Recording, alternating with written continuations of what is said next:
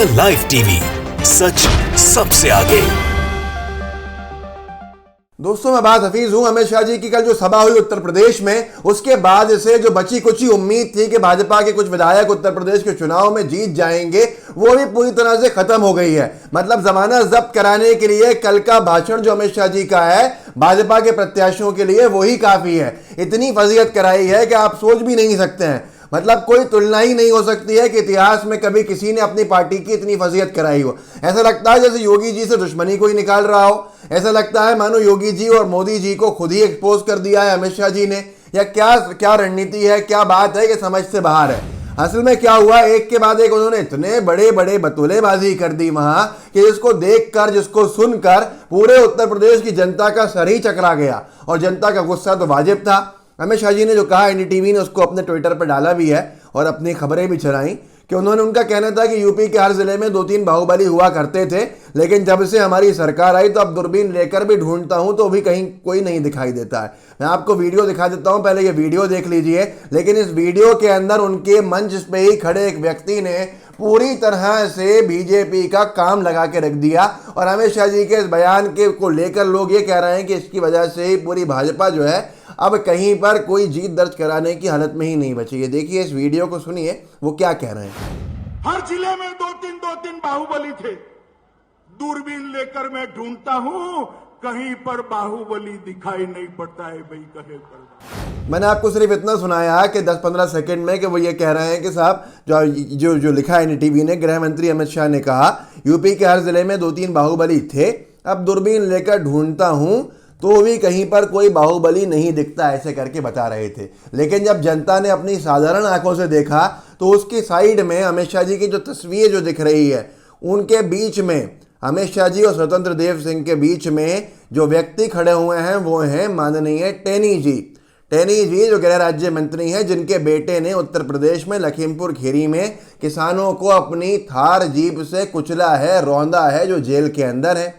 और वो खुद ही कह रहे थे कि हमारा इतिहास जानते नहीं हैं लोग।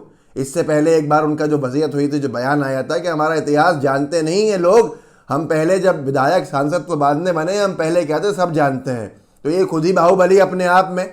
मतलब अमित शाह जी के साइड में बाहुबली महोदय खड़े हुए हैं जो उनके खुद के केंद्रीय गृह राज्य मंत्री हैं। और अमित शाह जी की बातें इतनी बड़ी बड़ी कि साहब हमने पूरे बाहुबलियों को ख़त्म कर दिया। तो लोगों ने क्या क्या कहा है वो मैं आपको बताऊंगा, लेकिन उसके साथ साथ रुकिएगा, क्योंकि इन्होंने महिलाओं की सुरक्षा को लेकर भी बड़ा सारा दावा कर दिया, जिसको सुनकर लोगों ने हाथरस और तमाम जो जगहें थी उनको याद दिला दिया कि आप क्या बातें कर रहे हो यार, किस तरह की बातें कर रहे हो। उन्होंने, इनका कहना था कि गहने लाद के भी 16 साल की लड़की अगर निकले तो अब कोई वो नहीं है संशय कि वो निकल नहीं सकती है, यूपी में निकल सकती है। उसको सुनकर भी लोगों ने बहुत लंका लगाई है। लेकिन पहले ये देखिए कि ये जो बाहुबली वाला बयान है, इस पर लोग क्या कह रहे हैं। और मुझे तो ऐसा लगता है कि ये जो फोटो वायरल किया गया है, ऐसा लगता है मानो जैसे जो लोग कहते हैं कि संघ की योगी जी से नहीं पटती, योगी जी की मोदी जी से और अमित शाह जी से नहीं पटती, ये तीनों की एक दूसरे से नहीं पटती। तो ऐसा लगता है शायद योगी जी को हटाने के लिए ही किया गया हो, जानबूझ के किया गया हो। अमित शाह जी का भाषण तो इससे पहले भी कई बार है कि अपने नेताओं की, अपनी पार्टी की जम के इन्होंने फजीहत कराई है। आपको याद होगा कि 15 लाख वाला बयान को जुमला कहने वाले भी यही थे कि वो तो जुमला था, चुनावी जुमला था, हमने बोल दिया।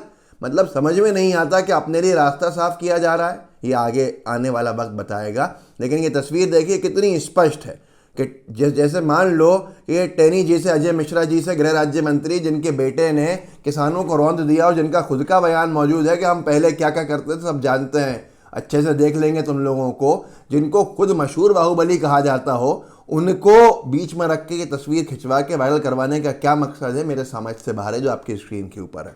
अब यहाँ पर लोग क्या कह रहे हैं वो भी सुन लीजिए। और इसके बाद अमित शाह जी का एक बहुत बड़ा बयान, जिसको देखकर पूरे लोग हंस के लोटपोट हो रहे हैं, वो भी सुना दूंगा इसी मंच से। अब लोगों का कहना है अमित शाह जी का ये कहने के ऊपर कि पहले हर जिले में 2-3 बाहुबली थे, अब दूरबीन लेकर ढूंढो तो भी नहीं दिखते। राजीव पांडे लिख रहे हैं, लखीमपुर के अजय मिश्रा, गोरखपुर का अनमणि त्रिपाठी और प्रतापगढ़ के राजा भैया सहित यूपी विधानसभा के अनेक सदस्य जो आपकी पार्टी में हैं अथवा समर्थक हैं, क्या ये सारे बाहुबली नहीं हैं अथवा लतखोर हैं।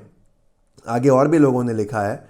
आगे लिखते हैं मिथिलेश, अब सब आपके पीछे खड़े हैं, सामने थोड़ी दिखेगा कुछ। मतलब अब सारे बाहुबली आपके पीछे खड़े हुए हैं उत्तर प्रदेश में आपकी सरकार के साथ। अब क्या आगे देखा जाए, कुछ बहुत गहरी बात है, सुनिए। सुप्रिया श्रीनेश जी ने भी लिखा है इस पे, ये तस्वीर हर उस व्यक्ति के मुंह पर तमाचा है जो लखीमपुर नरसंहार में न्याय की आस लगाया था। नरसंहार के मुख्य अभियुक्त के पिता गृह राज्य मंत्री अजय मिश्रा टेनी स्टेज पर अमित शाह जी के साथ हैं। अब दूरबीन की कहाँ ज़रूरत है, अपने बगल में देखिए अमित शाह जी बाहुबली नजर आएंगे, धिक्कार है। मतलब पूरी तरह से अमित शाह जी ने बेनकाब करके रख दिया भारतीय जनता पार्टी को, अमित शाह जी ने बेनकाब करके रख दिया योगी सरकार को, और योगी सरकार की वो फजीयत कराई कि अब योगी सरकार में जो विधायक बने बैठे हैं उनकी भी सारी उम्मीदों में पानी फिर चुका है कि वो दोबारा चुनाव जीत भी सकेंगे। आगे भी बहुत कुछ बोला है ना। ये बयान जो मैंने आपको बताया था राजीव निगम ने डाला है, और बयान में नहीं चला रहा, आपको सुना देता हूँ। स्कूटी पे गहने लाद के 16 साल की लड़की रात को 12 बजे यूपी की सड़कों पे इनके अलावा किसी ने देखी हो तो बताएं। असल में इन्होंने ये बयान दिया था कि अब जो है उत्तर प्रदेश के में जो लड़कियां हैं, महिलाएं हैं, वो अगर 16 साल की बच्ची भी पूरे गहनों से लदी हुई हो, गहने पहनी हुई हो, बादशाह का मतलब ये है, तो वो भी अगर 12 बजे रात को सड़कों पर निकले तो निकल सकती है।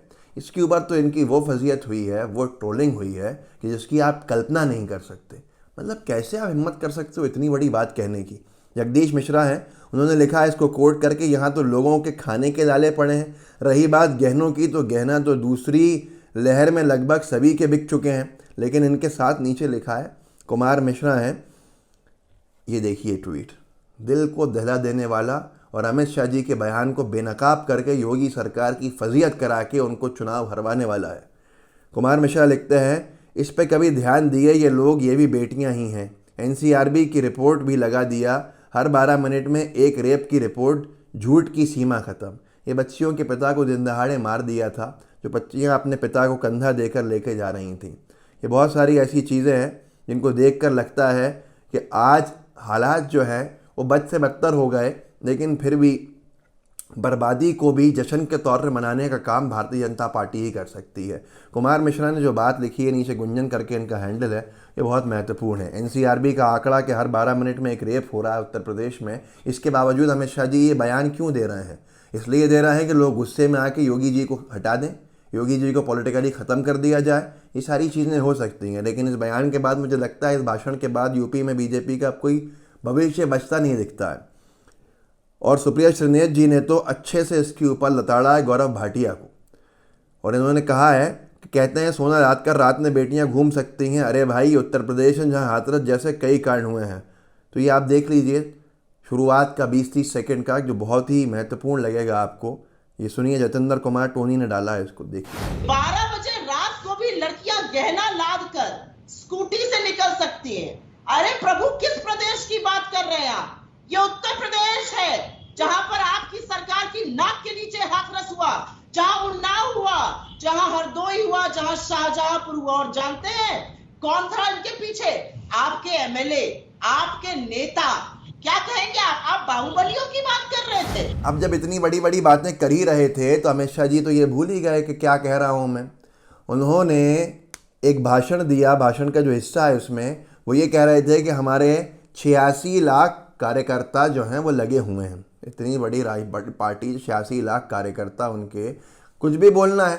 अंग्रेजी के अंदर क्या कहा उन्होंने खुद सुन लीजिए पहले। इसको तो देख के लोग हंस हंस के लोटपोट हो रहा है। पहली बार नहीं कहा अमित शाह जी ने, इससे पहले भी खूब फजीयत कराई है अपनी पार्टी की।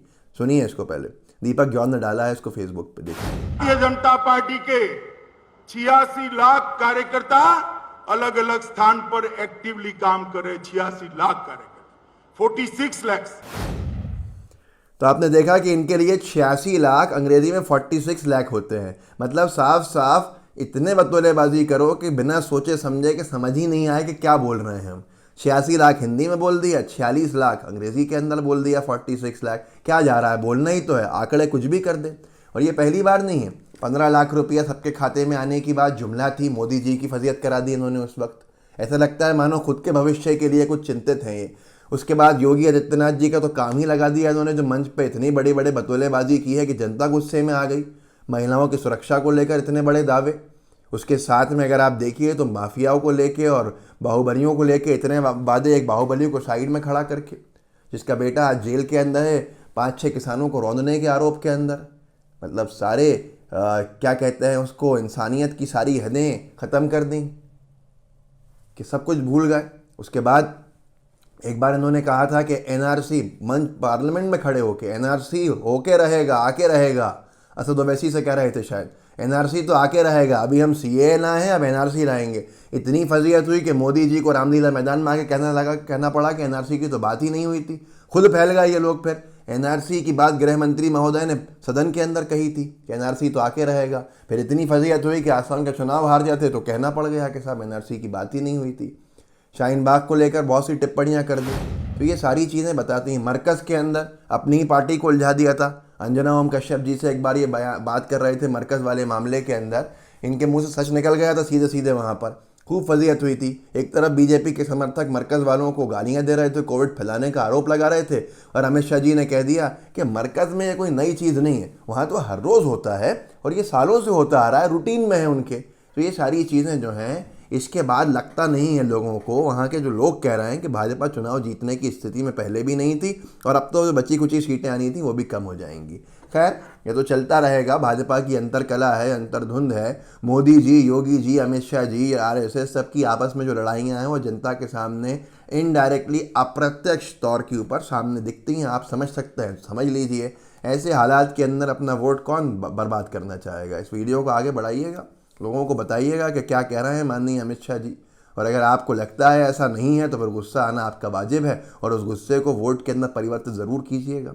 लाइव टीवी को सब्सक्राइब भी कीजिए, बेल आइकन भी दबाइए। व्हाट्सएप ग्रुप्स होंगे, उसमें इस लिंक को शेयर कर दीजिएगा तो अच्छा होगा, रीच और बढ़ जाएगी, और लोगों तक पहुंच जाएगा। जय हिंद, जय भारत। द लाइव टीवी, सच सबसे आगे।